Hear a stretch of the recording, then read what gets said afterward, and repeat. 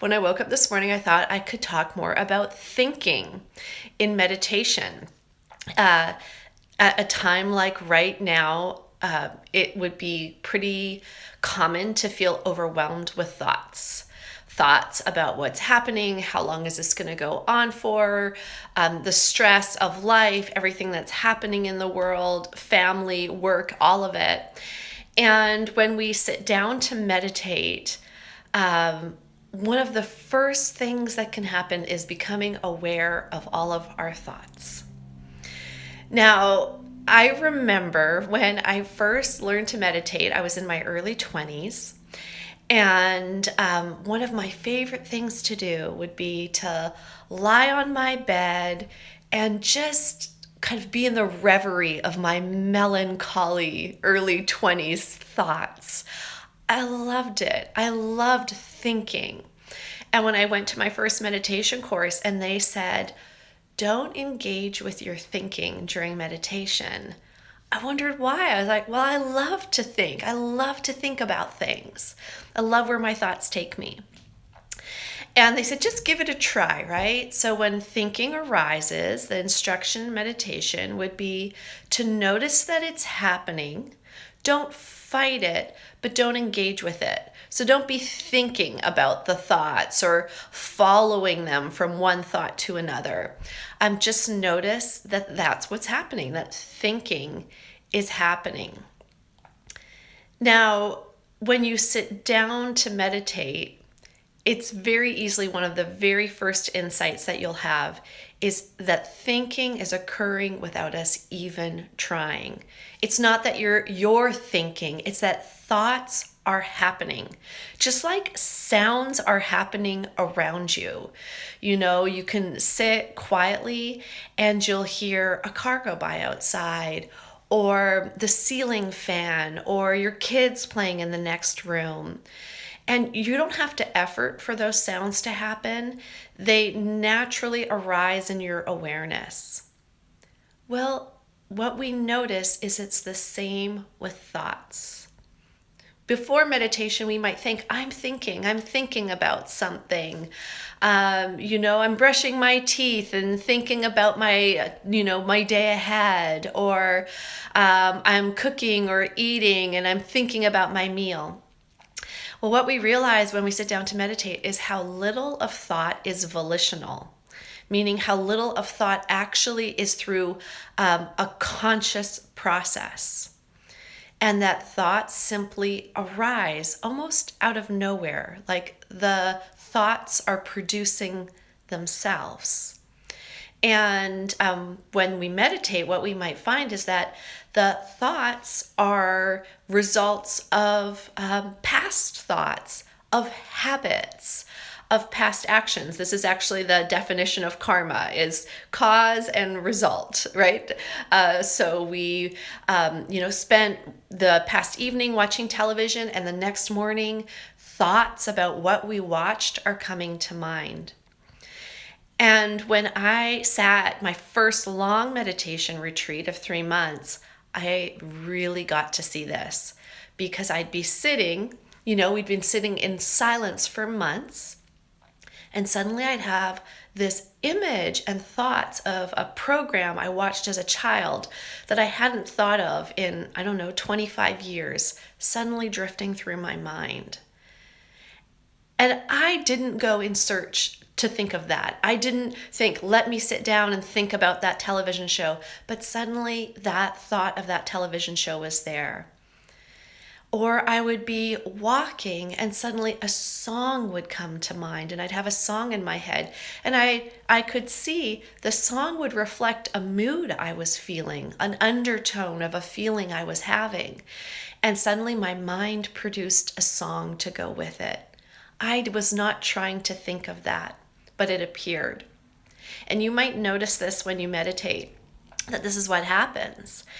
That ultimately there is an emptiness. There is not a self that's trying to think these thoughts. You're not trying to think these thoughts, but thoughts arise. And that's why not self is one of the very first insights we have when we meditate. We might not think of it as not self. What actually we might think of is how frustrated we are that we're thinking so much. We might think that we're doing it wrong. But actually, if you sit back and notice, thoughts are arising. Thoughts are occurring. I'm not even trying to make them happen. Then you could see, like, well, who's thinking? If I'm not trying to think, who's thinking? And you'll see that there isn't a self back there that is thinking the thoughts. It's like a stream of habit. It's the result of past actions. And in this way, we can actually feel some freedom. We can feel some freedom from the stickiness of thoughts. The Buddha taught about a concept which he called papancha.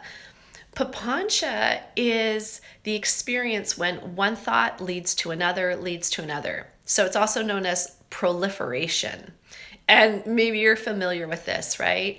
You know, you look outside and you notice that it's hazy outside. And then your mind starts thinking about air quality. And then you start feeling your chest and feeling like, oh, my lungs feel tight. Then you get worried about lung disease. And then you start thinking about your children. So your mind, like all you started to do was by looking out the window. And the next thing you're down this line of proliferated thought that is the future of your children. Now, it's not that thinking is bad, right? There can be some important insight that you realize when thinking. And the insight that arises through meditation is of a completely different variety. It's not through a thought process. It comes through something deeper in our psyche. And so when the question was about how to differentiate between thought and intuition, it's tricky because it's really a process that I believe my experience is you discover over time. And so what we do when we meditate is we start by noticing when thoughts are arising and we don't engage. We let them go. So you're sitting, you're following your breath, and then you notice that you're thinking. Then you can just even name it really quietly, silently to yourself, thinking, and come back to the breath. And notice the habitual thoughts. You might even notice what the thought is about without engaging. Like, oh, it's thought about the weather. It's thought about my kids. It's thought about a lover. It's thought about my work. Now, as you do that and as you practice this, not engaging in your habitual thought, you might find that a completely different kind of thought arises.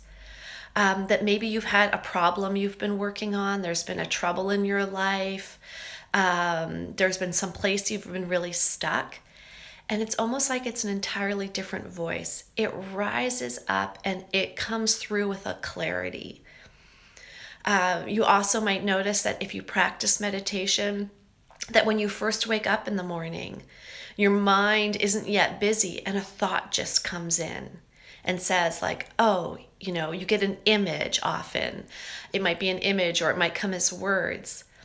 Those are what I would describe as insights or intuitions. They come from a completely different place. They're not based on our habitual thinking, because you might notice when you're thinking, you think a lot of the same thoughts over and over. That's another thing you'll notice when you become mindful of thoughts in meditation, is how much you're thinking the same thing over and over again. It's almost like the mind is like this garbage disposal, or what's a way to describe it? It's like it takes all of this stuff in and it's just chewing on it and kind of putting it back out over and over again. Where an insight or an intuition comes in with something completely fresh. And it's not done because we've efforted through our thinking, because we've been sitting and like grinding away trying to think about it. It actually comes when we're in a different state. You could say a flow state, the state of meditation.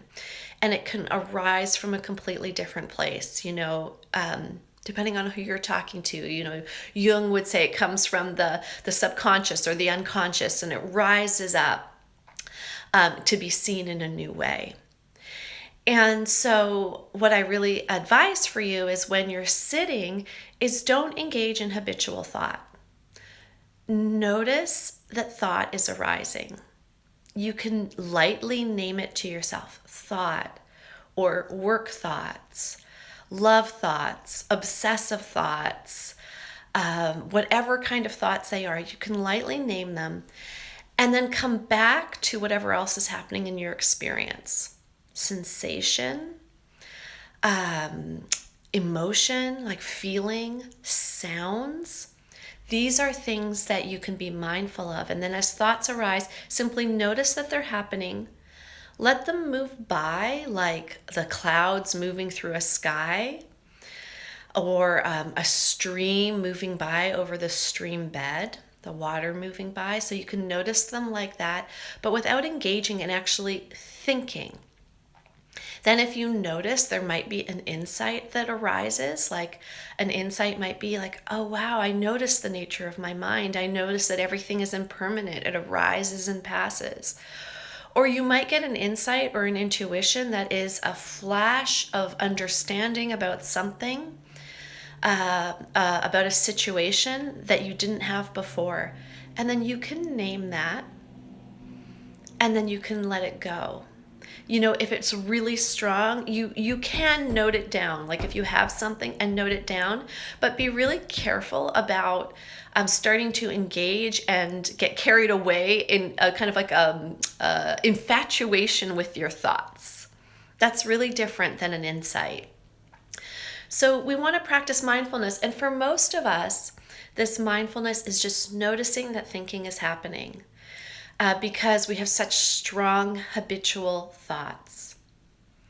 And what we notice when we do this, how strong our habitual thoughts are, is we see, wow, what I think is me, what I think is like my process, my working it out, is just cause and effect. It's just the thoughts that I've always thought. Rarely are they original. Just if you start noticing your thoughts, rarely are they original, and rarely do they produce something new and creative and insightful, intuitive. So if we can notice those thoughts for what they are, and then open space through being present to our body, to our feeling, to sound, to this moment right here, a completely different kind of thought, an insight, an intuition can arise. And so that's how we practice. You know, thoughts are part of the present moment. It's not that they're outside of the present moment. Even if they're a memory, you can name that. Oh, memory, reminiscence. You can name that. You can note that. Those reminiscences, those memories are happening in the present moment. So, and the way that we realize that is through noting them, acknowledging them in the present moment. And then not getting caught up in their stickiness, not kind of going down the stream with the stream of water, but actually noticing it as you sitting in the midst of the stream and the stream flowing over you, and acknowledging the thoughts like that. And then what you may find is a completely different kind of insight, of awareness arising.